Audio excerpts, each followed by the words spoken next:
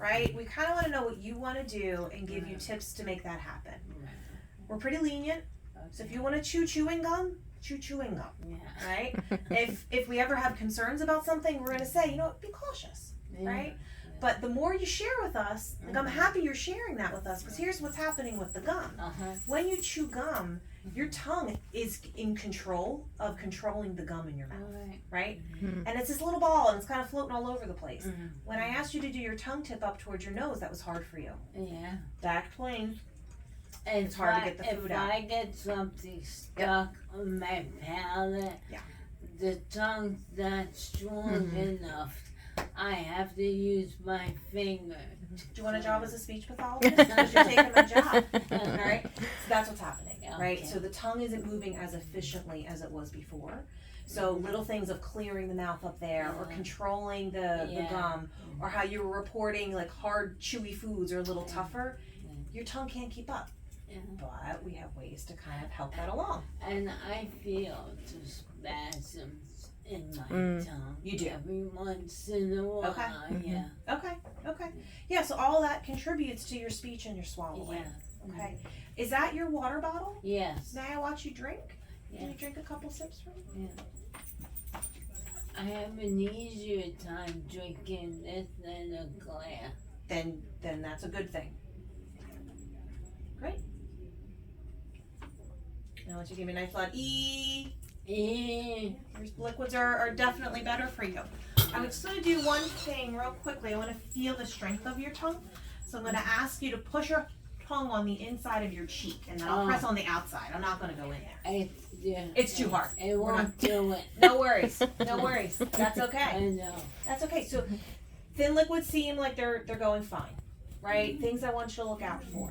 If you are coughing a lot, if your throat clearing a lot, it's a sign that things are headed the wrong way. It's not to alarm you, but it's for you to pause and to think, okay, what am I doing? Am I distracted? Is there something else I should be drinking? The overwhelming feeling I have is when I talk, my vocal cords, they feel exhausted. Yeah. So you're having fatigue. It tires me out to talk. Yeah. Well, we're going to talk a little bit about vocal rest and different ways to try and help that, because all these muscles, they're different than your biceps and your quads, right? These are big muscles. These are very, very quick reacting types of muscles.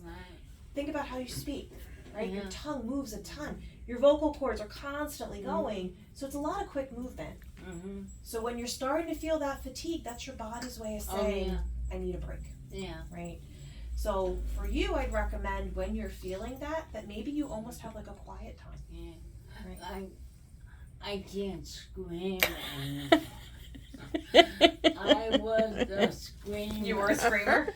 I can't scream anymore.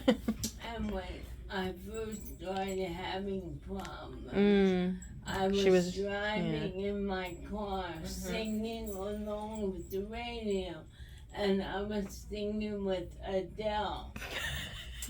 And I normally can hit the note. It didn't sound good, but I can hit the note. And all of a sudden, when I was driving, nothing came out. Okay. Did you see an ear, nose, and throat doctor to look at your cords? Do you know if we have the records in here?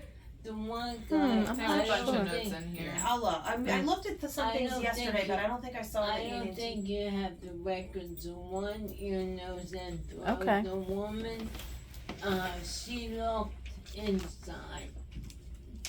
Yeah, go ahead. She said my vocal cords. This is a while back. Yeah. Maybe 8 months ago. She said my vocal cords were stressed. Yeah. Tension. There was tension in there. Yeah.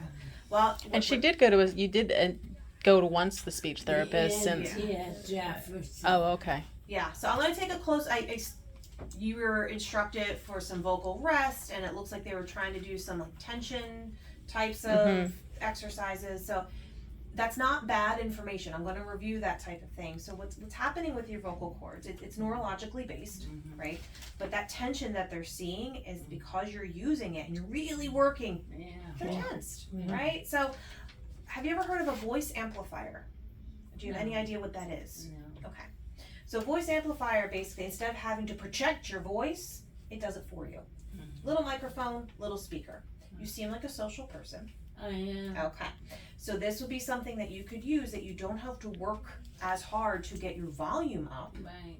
It does the volume part for you. That'd be good. If you're interested, I can get it for free from some other Yeah. places. Yeah. Okay. Are you ALS United connected yet? No. Okay. Nothing. Do you have any interest in becoming connected with ALS United? Yeah. What does it do? It's a nonprofit that just has services, a variety of services. They have a very nice loaners closet, which is great, that I can say, hey, met Mary today. She's interested in a voice amplifier. Could you send her one out and try it out? They're not super expensive, but whatever we can get for free Yes. is good. Since you're not connected with them yet, I can also go through Team Gleason and apply for a voice amplifier. That'd be great. Just making a list.